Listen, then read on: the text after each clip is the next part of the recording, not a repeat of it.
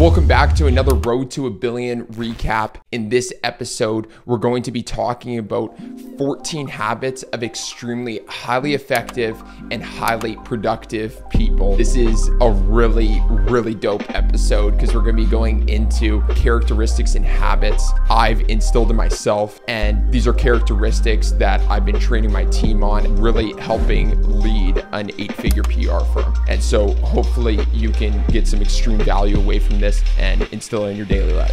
So let's get right into it.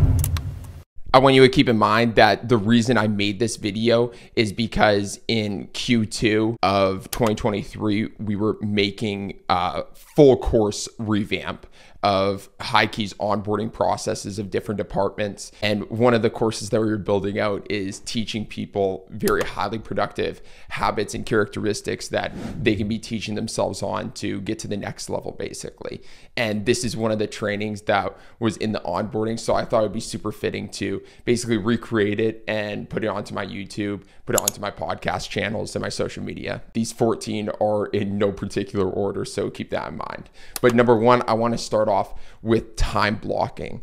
And it's very interesting to me because there's actually a lot of people who have never heard of the term time blocking, but people go through different references for this term time blocking. Basically, it's about segmenting every single one of your days, especially your working days, into the most highly productive schedule for yourself. And what that means is you need to self-reflect on when you work best, when your most highly productive times are during the day. And what time blocking is really for is scheduling your time out in the most advantageous way to make sure that you're constantly in a proactive mindset throughout the day instead of reacting to your environment. Because if you don't have a schedule and a set plan and set goals for every single day and time blocking associated with all of those goals and the expectations that you set for yourself, then you're basically just reacting to your environment and you're going to spend all of your time on text messages, emails,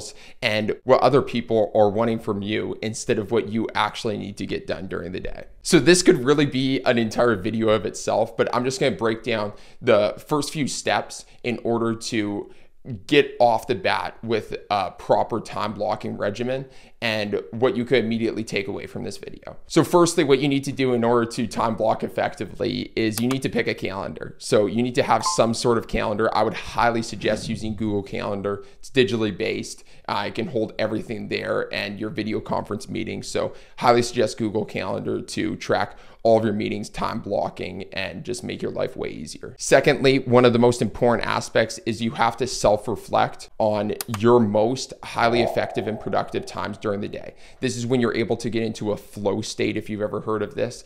And it's basically where you're able to block out all distractions and really sit down and be able to think of extremely creative things and be able to problem solve to your greatest capabilities. So I've self-reflected for myself, and I'm actually in the norm where it's about 9 a.m. to 11 a.m. are my most productive times during the day, where that is about 27% of the population based off some statistics. But whatever you are, you just need to self-analyze when your most productive times of the day, because your entire schedule is going to revolve around that. You need to segment those 2 to 3 hours of the day for your highest problematic and highest priority tasks for the day. Next, what you have to do is you have to self-reflect on what your consistent routine tasks are that you do on a daily and weekly basis so that you can time block those. You need to figure out the priorities of every single task that you have on your list on a weekly basis, and you need to estimate basically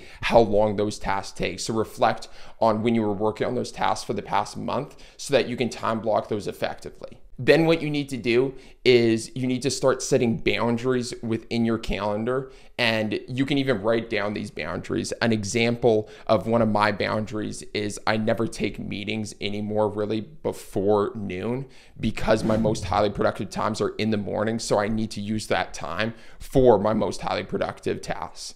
And then all of my meetings get pushed into the afternoon. And then I also push working out, even though I do it on a very consistent basis, until later in the day after all of the work is cleared off my plate, because I find I'm more relaxed and able to actually get into the mood of working out once I've finished all of my work. and I don't want to work out first thing in the morning where I used to, but then it's just taking up my most highly creative time during the morning. And so I realized it was not advantageous at all to be working on in the morning. And then lastly, when you're building your time blocking framework and the specific times that you're working on specific tasks throughout the day, make sure to just take all of these other habits and characteristics that we're going to talk about in this video into account when you're building out that framework. That's why I wanted to talk about time blocking first, so you could have this representation and be able to utilize all the other things we're going to be talking about in this. Okay, the number 2 characteristic and habit of highly effective and productive people is, especially in the mornings, but this is really in the entire day, is being proactive versus reactive. This is extremely important, not just for being highly productive, but also your mindset being healthy. And what you have to do is self-analyze yourself. Do you wake up in the morning and the first thing you do is check your phone or check your emails, check your messages, whatever it is? I would highly, highly suggest for you to practice for the first 2 hours or at least 1 hour. First thing when you wake up, don't check your phone. Don't check any messages. Don't check any emails. Usually it's just problems waiting for you, and it's other people putting their work on your plate. Meaning, if those are the first things that you're looking at right at the beginning of the day, you're setting yourself up for failure because you're putting yourself in a reactive mindset.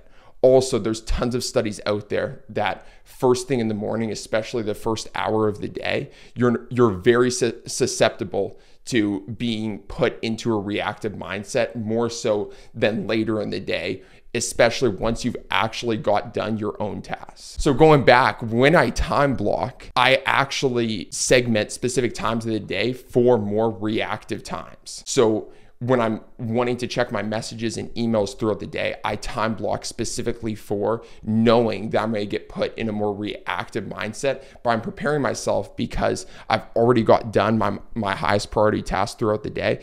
And you can't really get out of never checking your emails. You just have to time block specifically for those. Number 3 characteristic is create your to-do list the night before every single day. Now, the reason this is so important is because the only time I've personally ever gone to bed stressed, when I reflect on it, is when I go to bed without a clear action plan and agenda for my next day. When I don't understand my goals, my highest priority tasks, basically what's going to happen during the day, what meetings need to happen, are the meeting agendas in place and completely accurate in terms of the goals of each meeting. And so number 3 is for sure always the night before, set up your agenda, set up your complete action plan for the day, time block, make sure everything is accurate and aligned with where you're trying to get to. Number 4 is understanding that stress usually comes from not taking action or unmade decisions. A mentor once told me in the past that rich people make decisions quickly and change their minds slowly. And that stuck with me in terms of a lot of the decisions that I make on a day-to-day basis, I try and make as quickly as possible to get it off my plate if I have all of the information needed in order to make those decisions. Number 5 is bring a journal or at least a notebook everywhere you go. I have found this to be absolutely amazing. Just with myself, I carry around a 90-day journal that I replace every single 90 days, goes through 90 days goals, weekly goals, and daily goals.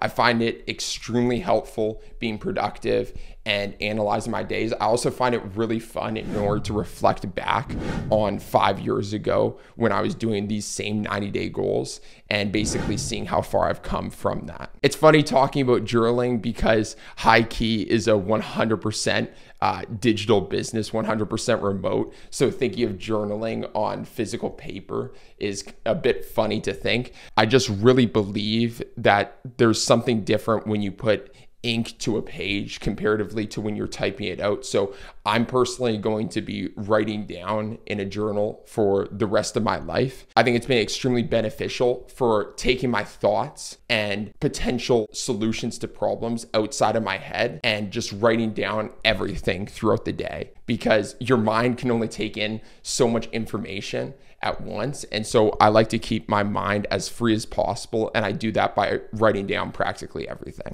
Number 6 is a massive one. And it's that you have to sleep for a minimum of 7 hours per night. I know a lot of gurus out there and a lot of potentially highly productive people have talked about how they sleep for 4, 5, 6 hours a night.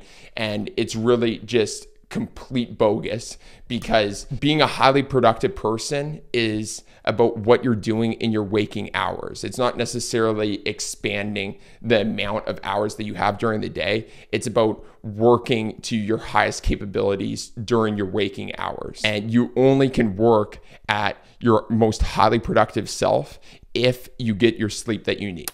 Getting the proper sleep that you need allows your mind to be more efficient during the day, allows you to be happier, allows you to get better workouts in, digest food better, be healthier. It increases your lifespan. There isn't a single bad side effect from getting the proper hours of sleep. I personally always sleep between 8 to 10 hours per day because it's one of my highest priorities in life. Number 8 is getting into the sun, or at least going to a sauna every single day. And it shouldn't take that much time out of your day, like just going for even a 15-minute walk throughout the day to break up your work periods. Gets you in the proper circadian rhythm when you're out in the sun, especially during the day. And it's amazing in terms of what it does for your happiness levels just going out into the sun. Getting into the sauna has similar health benefits as being out in the sun. Things like detoxification, weight loss, increased blood circulation, pain reduction, skin rejuvenation, stress management, the list goes on. The number 9 characteristic / habit is for sure working out a minimum of 3 times per week. I personally do a combination of static weight training as well as HIIT training, which is high intensity interval training.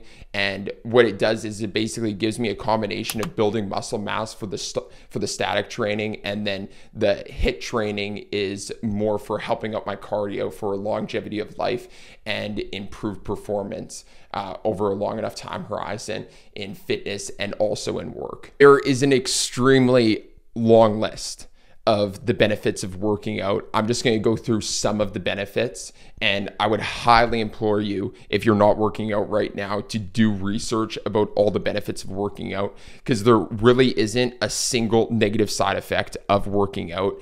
And this is what all highly effective and highly productive people include in their daily routines.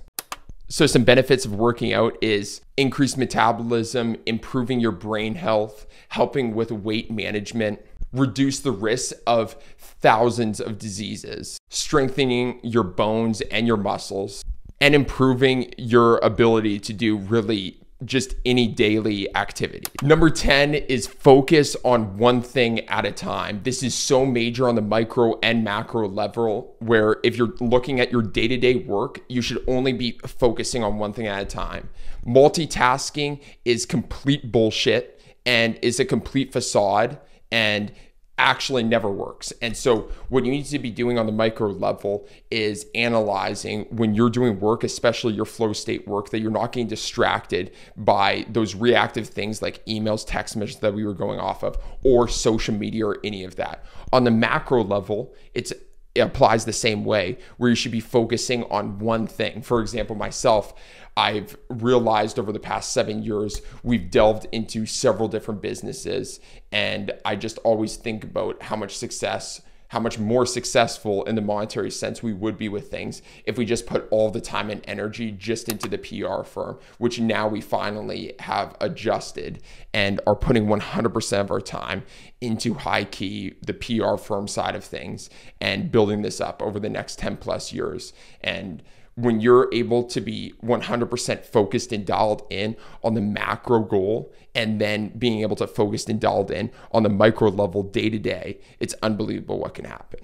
Number 11 is the principle of touching things only once. This is a very interesting one where it's the touch it once policy, where I repeat it in my head every once in a while. And it's especially for when you're in reactive activities. For example, when you're in emails, it's a touch it once where when you touch an email, when you go into an email and there's a set of tasks for you in there, you ideally want to be doing that task right after reviewing it. Because what happens in the contrary, if you don't have this touch it once policy, is when you leave tasks for later on, you've already taken the time to analyze that task.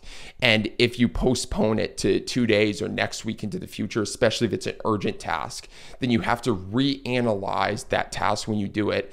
And so you're doing double the work in a sense. The only time this principle doesn't apply is if you're reviewing a task that's not extremely urgent, where you have the ability to postpone it weeks in the future, where it makes sense to be working on higher priority tasks during that time slot, then taking into account the one touch it principle. Number 12 is focus on minutes, not hours. This is a really interesting one where if you audit your time, you probably realize that you have a ton of 30-minute, hour-long meetings, where it's completely ridiculous because if an hour meeting is scheduled, you're going to take the full hour. What if that same hour-long meeting was 37 minutes, for example? Would it go to an hour or would it be 37 minutes exactly? It's an interesting concept to think about. And it's that people normally have thought about intervals of time with 30-minute intervals or hour-long intervals.